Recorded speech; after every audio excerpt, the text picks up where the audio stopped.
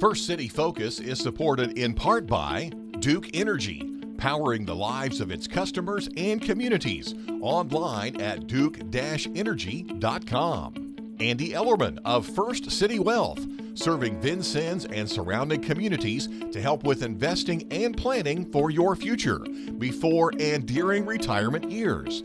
First City Wealth online at firstcitywealth.com. Colonial Assisted Living. Colonial is an assisted living residence promoting independence and dignity for each resident while providing the necessary assistance for daily living. Colonial Assisted Living, 1622 South Hart Street Road in Vincennes, 812-895-1504. And by donations contributed by Vincennes PBS viewers like you. Thank you. Thanks for tuning in to First City Focus. I'm your host, Nicole Carey. On this episode, as the fall semester at VU gets into full swing, the theater department is working on its latest production. We'll look at what's coming to the Red Skelton stage. The Innovative Teaching Summit is returning to Vincennes University. We'll find out what's being planned to help educators in their mission to serve students. Governor Eric Holcomb recently made a stop in Knox County, making a historic announcement with the Indiana Economic Development Corporation. We'll have the details. A recent art exhibit at the Shircliff Gallery of Art brought nature indoors. And what exactly goes into creating the autumn colors many love to see before the leaves begin to fall? We'll find out right now on this episode of First City Focus.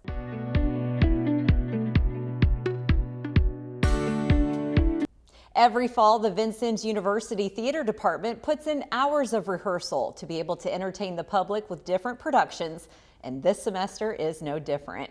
Here to fill us in on what's being performed on stage is VU Theater Professor Kendra Klauser. Thanks for being here. Oh, thanks. I always love coming. Well, it's always a pleasure having you. So we're just past fall break here on the VU campus. How's the semester going so far over in theater? Very busy, but it's going very, very well. We have quite a few new students, so that's been really terrific. And also some other folks in Macbeth who are other students, but some community folks too. So it's been a nice group of people to work with both in class and during rehearsal. Yeah. So I know you are so busy right now finishing up the rehearsals before your premiere of Shakespeare's Macbeth. Such a classic. Yeah. I'm excited to see it. What can the audience expect from this production being on the Red Skelton stage? Well, there's a lot they can expect. Of course, you know, you're going to get the lovely Shakespearean language and the prose and everything that makes Shakespeare Shakespeare. But also, we've really kind of focused on trying to make the characters as human as possible. So hopefully they will maybe see Macbeth in a different light. We're also trying to include as much complex stage combat. We have a former student, Bladen Albright, who came in and choreographed all the stage combat. And then we have a fight coordinator who is one of the members of the cast who's kind of finalizing and keeping everybody on their toes when it comes to the stage combat. And I know when we spoke to you last year, we did a feature on the theater department. That's, I think, one of the most exciting things, I think, for us to get to watch is that beyond memorizing lines, so much more goes into it. And when you want to talk about productions that have combat, it really is a full circle art. Yes, it definitely is. It's interesting because the folks, both the former student who's come back and the student we're working with who's in the cast, they both come from a little bit different background, but it does have to do with some kind of a martial art. And so it's really great to see that skill set, which isn't traditionally thought of as part of theater, come in and be able to be kind of translated in a new way. So it's a lot of fun. We don't use real weapons. We do use what they use for LARP, which is kind of the role-playing fighting. And so they're definitely safe, but we make it look as realistic as possible. So that's the exciting part. What kind of feedback are you getting from the students that are involved? Oh, they're incredible. They're enjoying it so much. The two actors playing Macbeth and Lady Macbeth, Ethan Frank and Madison Slover, They are incredible. They are spending so much time and really working so hard on bringing these characters to life, and you can tell they're really having a good time. The cast is great. They've all kind of come together as a family, so they engage with one another, and it's just an all-around positive experience. I'm sure it is just a family, because you are spending so much time together, not only as this a curriculum program, but being able to put this production together. And performances are coming up. Yes. The premiere is October 31st at 7 p.m. Right. Do people need tickets ahead of time, or can they show up at the door? Not necessarily. They can definitely show up to the door. And one thing that, if you buy tickets at the door, one thing that we do have this year, which we haven't in the past few years, is they can also pay with credit card, beyond cash and check. Nice. So if you pay at the door, you definitely can use your card this year. Okay, and then our other performances beyond October 31st? Yes, is Friday, November 1st at 7, Saturday, November 2nd at 7, and Sunday, November 3rd at 2 p.m. Okay, and of course, VU employees and students get in free. Yes, they do. And then it's $12 for adults, $7 for seniors, and then $5 for students outside of VU. Correct. Okay. Yeah. So once Macbeth is finished, what else is being planned for this semester in the academic year? Yeah, so the rest of the semester is going to be kind of a little bit of a break, since Macbeth has been quite an undertaking. But we're going to have auditions this fall for The Real Inspector Hound by Tom Stoppard, which is a British farce murder mystery. Oh, wow. And it's a lot of fun. It's a play within a play, and I think if you like that kind of humor, you'll definitely enjoy this show. And that'll be in February. And then in April, we're doing the children's show, which this year is the musical, and it is Schoolhouse Rocks Live. Oh, nice. So all those great songs that we all remember from our youth.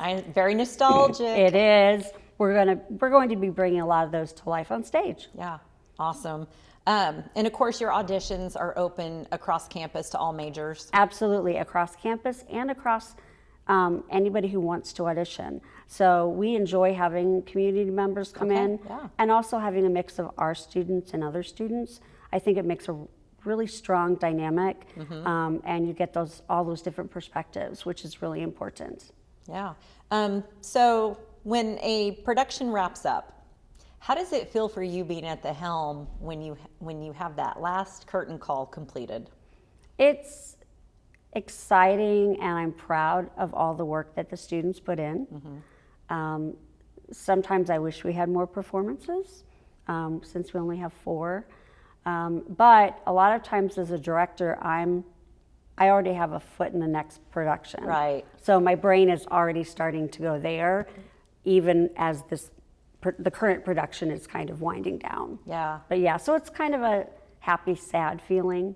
Yeah, I bet so. Well, I know you put a lot of hours into it, so it's definitely always hard work that pays off. And with Macbeth, I mean, it's such a Shakespearean classic that I know a lot of members of the community will be excited to come see. So tell us again when those dates are for Macbeth. So the first night, opening night, is Thursday, October 31st at 7 p.m.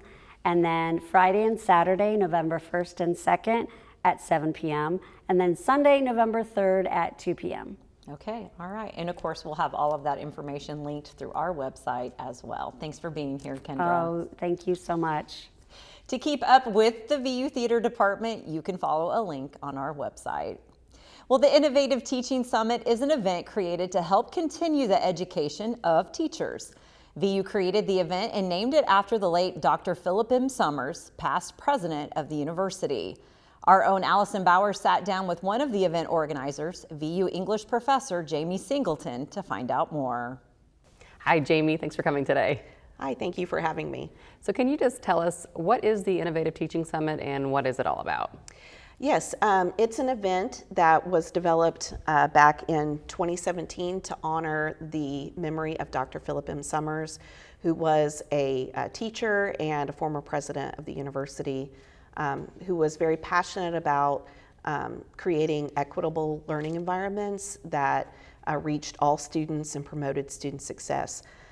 The event is designed to provide an opportunity for educators from all levels, from preschool all the way through the university level, to give them an opportunity to collaborate and work together to come up with strategies for more inclusive and innovative classrooms. So again, this is not typically a chance where educators from multiple levels like this have a chance to work together. Right. Yeah, that seems like it's a kind of a unique opportunity for educators. You said the keynote speaker is Brinny Coomer. Can you tell me a little bit about her? Yes. Brinny actually is the Assistant Director of Educational Technology over at Bartholomew Consolidated School Corporation in Columbus, Indiana. She is a leader in universal design for learning and in education technology. Her work has actually been recognized by the U.S. Department of Education's 2024 National Education Technology Plan. She's very passionate about utilizing educational technology tools and universal design for learning to foster those innovative and engaging learning environments. Okay, it sounds like she has a lot to offer to the educators that are attending. Is it going to be hybrid again this year? Yes, that's right. We wanted to make sure that everyone could participate, so we've included both virtual and in-person options. On Monday, October 21st, we'll be hosting 4 virtual sessions from 9 a.m. to 2 p.m. For those who can't attend live, those sessions will be recorded and available for viewing until May 2025. Then on Friday, October 25th, we'll hold the in-person event at Vincennes University with a full day of learning, networking, and collaboration from 8:30 to 4 p.m. And thanks to our sponsor, very generous sponsor, Duke Energy, lunch is going to be provided to attendees that day. Educators will also earn professional development hours, which can be used toward license renewal for both virtual and in-person sessions. Okay. So what exactly gets covered? What are the topics that are being covered at this summit? At the summit, we'll have a wide range of breakout sessions that cover key topics in education today that include things like the science of reading, STEM education, educational technology tools, strategies for supporting diverse learners, and teacher and student well-being. These sessions are going to provide a lot of practical strategies that educators can immediately apply in their own classrooms. Okay, it sounds like a lot packed into a small amount of time. Yes. How exactly do educators register if they want to attend? Registration is simple. Just visit our website. The in-person event is $40, which will include access to all virtual content, while virtual-only attendance is only $25. We encourage everyone to register as soon as possible so that they can take advantage of this fantastic learning opportunity. Okay, well, thank you for joining me, Jamie. That all sounds like a great opportunity, and it's coming up. And what's the date? The virtual event is taking place on Monday, October 21st, and the in-person event is taking place on Friday, October 25th. Okay, so coming up soon. Yes, Okay. Thank you. Well, thanks, Jamie. Thanks. Looking forward to seeing everybody at the summit. Yeah. The Innovative Teaching Summit is offered each year on the last Friday of October, and plans are already underway for next year's event. You can find more information by following a link on our website, vincenneспbs.org. Indiana's economic growth took center stage right here in Knox County when Governor Eric Holcomb and the Indiana Economic Development Corporation met at Vincennes University. News Director Dave Foster tells us about the historic announcement that was made during that visit. A big announcement was made when Indiana Governor Eric Holcomb made a stop in Vincennes in September. Vincennes University was host to the quarterly board meeting of the IEDC, or Indiana Economic Development Corporation, which the governor chairs. The board is made up of 15 members and is responsible for driving economic development across the state. A few days before the meeting, we spoke with Knox County, Indiana Economic Development CEO Chris Paff, formerly with IEDC, about the significance of this meeting being held in Indiana's first city. I think it's special that this is his last board meeting as governor, and he wanted to do that here in Knox County, where he spent a lot of time when he was younger. When Governor Holcomb took his seat at the Shake Learning Resources Center, Vincennes University, before the meeting started, he did confirm the day was special for him, noting that his parents met on the campus of Vincennes University, and he did spend a lot of time in the Oaktown area while growing up. A lot of history's been made here, and we have, we're going to break some more history today. It's just altogether fitting that for me, who really got my start engaging in state government in Knox County, to come back for what ends up being kind of the last board meeting of the year, and my last board meeting. We do our Q4 meeting in Indianapolis for various reasons, but we try to take these around the state. And so this is coming full circle. The board discussed several large business development projects involving significant state incentives, which are attracting and or expanding companies in Indiana. It was in that meeting that Indiana Secretary of Commerce David Rosenberg reported that Indiana set a new record for capital investment in the third quarter of 2024, reaching $38.3 billion. The record investment comes from 124 companies expanding or relocating to the state, bringing 13,036 new jobs with an average wage of $37.31 an hour. Governor Holcomb highlighted Indiana's appeal to businesses across industries like advanced manufacturing, agriculture, and emerging sectors like life sciences and semiconductors. Holcomb attributes the numbers to the Hoosier workforce and its ingenuity and innovative ideas that keep up with the marketplace. When you talk about the way that Indiana has aligned our academia with government, 3 different levels, local, state, federal, and the corporate sector that's really driving the needs of the world. When you talk about the future of nutrition or education or energy or defense, Indiana is increasingly central to those conversations because we snap all the pieces together. Vincennes University was credited as playing a key role in educating and training Hoosiers to drive Indiana's economic growth and success through their education and training and programs for major companies like Amazon, Toyota, Cummins, John Deere, and Hershey. Experts advocate that as companies continue to expand and invest, the state's focus on education and innovation positions it for even greater growth in the future. For First City Focus, I'm Dave Foster reporting. A recent exhibit at the Shircliff Gallery of Art brought nature indoors. Photojournalist Dave Novak shows us how the 2 artists brought light to forests through the seasons, as well as how rising sea levels and salt water are threatening coastal forestry life. We're really excited to have this show at the Shircliff Gallery of Art. The show is called Uprooted, and it brings together 2 artists who are lens-based artists working in similar themes about forestry, but in kind of different ways and different media and different aspects of that show. And it's not often that we get to have work that is both photographic and an installation and takes up 3D space. Laura Greenwood's installation Resonance, we've seen people come in and just wander through her virtual forest and enjoy the meditative sounds of birds and wind from the video and just kind of delight in that experience. I believe that awe exists, though, not just in contemplating the magnitude of the universe, but in everyday moments if we allow it to. The way that light flutters through leaves, moving through wind, or the sound of broken ice tinkling on a river in winter. And allowing ourselves to really focus on these moments and experience them. So this was inspired by the forest and nature. I've always loved nature, always loved hiking, backpacking, camping. And just looking at trees, and they just seem to have their own personality, and started looking at them closer and thinking about relationships. People seem to really enjoy it. I think they're getting out of it what I'm hoping that they will, about thinking about environments and how they're moving through them and interacting with them. Just being true to yourself and your vision, especially like artists, sometimes that can be really hard with everything going on in the world, and just thinking about what it is you want to say and how you can get that across to other people. This process is often attributed to William Henry Fox Talbot, and it's one of the oldest processes in which you can print a negative and fix the image. I decided to incorporate salt printing because of its intrinsic link to the sea, but also as a nod to 19th century landscape photographers.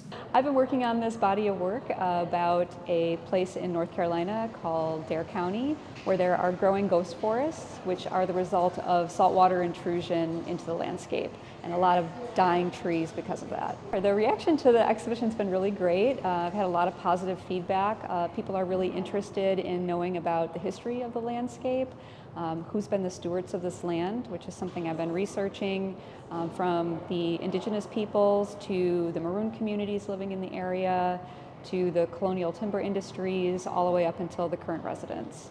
And so I'm thinking a lot about how the landscape has shifted under those different stewardships. I hope that when people see this exhibition, they'll really think about our impacts on the land, what we can do to improve the land in the future, how we can protect the land that we have, and how we can start conversations about more than what we just see in the landscape, but what we can do with research and history in the landscape.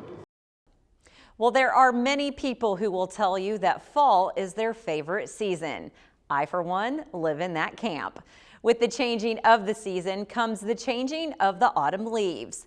But there's a lot of science behind just how vibrant or not those fall colors will be each year.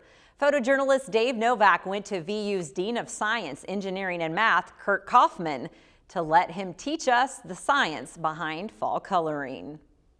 Here in the Midwest, where we have winter, we all like a good nap, and trees do too. In order to survive well, for most trees, they need to go dormant over the winter to avoid being harmed by the frost. And so it's a way trees have evolved to survive where you have seasons. The reason leaves are green is because they have pigments in their leaves that reflect green color, but they play a really huge role in absorbing energy from the sun, as well as using that energy with carbon dioxide to make sugar, which is the building block for everything they find in a plant. And so here in October, as the trees start to just kind of send signals that they're gonna go dormant, they begin stopping to produce those pigments, what we call chlorophyll. And so when we see those leaves changing, it's because the chlorophyll, which reflects green, is no longer being produced, but there are other pigments we call xanthophylls and carotenoids that they reflect oranges and reds. They are produced a little bit longer than the chlorophyll, and so when the chlorophyll goes away, those are the colors we start to see. And then when the tree is fully dormant, the leaves turn brown, which is just what their cells look like, kind of like bark. We had a lot of good summer rain, and then the rain that we've had recently has really kind of helped buffer that. And so trees are really, I think, doing what they normally do. I think we're going to see that. We're even seeing some trees starting to turn now, where in some years they've been turning much later. I think last year we weren't seeing color this soon in October. It was much closer to the end of October. So this is much more of a normal fall, I think, just because we did have a good amount of summer rain early, and that's helped sustain a lot of the trees even through that dry and hot pattern that we did see. Dormancy will kind of is already beginning for a lot of trees. I think a real sudden drop in temperatures might play a role, but actually length of daylight is more of the signal for a lot of plants, and then temperatures can play a secondary role with that. And obviously we haven't had a big drop in temperatures, so this is very much almost a normal kind of fall pattern for us, where we should see the peak time here in southern Indiana probably be here the last 2 weeks of October. Should be really when pink color is happening. If you just want to go for a walk, Wabash Trails Park here in Vincennes is a wonderful place in the fall, where you'll see a wide variety of trees, wide variety of colors. We'll keep watching to see how the colors shape up this fall. And now for our final focus. We recently hosted our Vincennes PBS Family Fun Fest Day here at Davis Hall, which saw almost 400 people come through in just 3 hours. It was a morning packed full of activities and fun for every age, including a petting zoo, the community learning kitchen, other local agencies, and of course, a much anticipated appearance by Daniel Tiger and Katarina Kitty Cat. How many kiddos we got? I've got 2.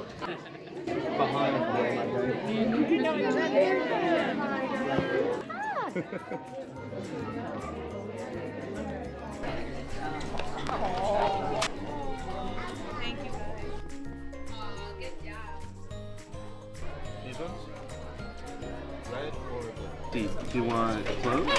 Ooh, what's this one? Ooh, you Ooh. Do you know what Sid would like on his cake? An extra yummy dinosaur made out of frosting. Yippee, it's time to eat. There you go. Oh, good job, you're buddy. a good farmer. Put it right here. Are you in a cartoon? Are they going on an adventure? At Blazer 91.1 WVUB. And so what he just did, went out at just under the speed of light and went in about a 50-mile radius from anywhere around Vincennes. You want to pet the goat? Wow. Look, he'll eat it from the cup. Oh, pick it up, Bailey. It's time for the sheep. And the little cow.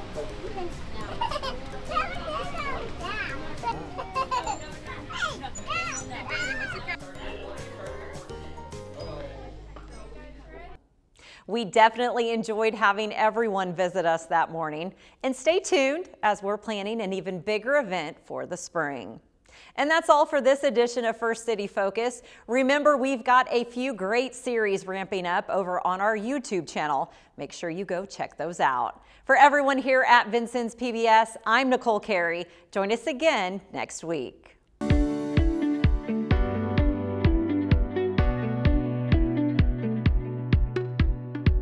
First City Focus is supported in part by Duke Energy, powering the lives of its customers and communities. Online at duke-energy.com. Andy Ellerman of First City Wealth, serving Vincennes and surrounding communities to help with investing and planning for your future before and during retirement years. First City Wealth online at firstcitywealth.com. Colonial Assisted Living. Colonial is an assisted living residence, promoting independence and dignity for each resident while providing the necessary assistance for daily living. Colonial Assisted Living, 1622 South Hart Street Road in Vincennes, 812-895-1504. And by donations contributed by Vincennes PBS viewers like you. Thank you.